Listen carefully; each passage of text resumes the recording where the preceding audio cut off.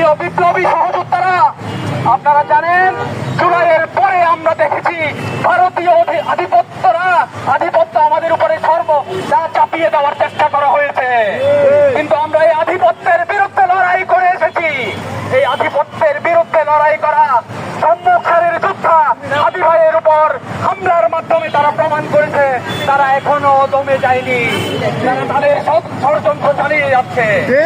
আমরা তাদেরকে জানিয়ে দিতে চাই, ভারতীয় আধিপত্যের পক্ষ নিয়ে যারা কাজ করবে এই বাংলার মাটিতে তাদের কবর রচনা হবে।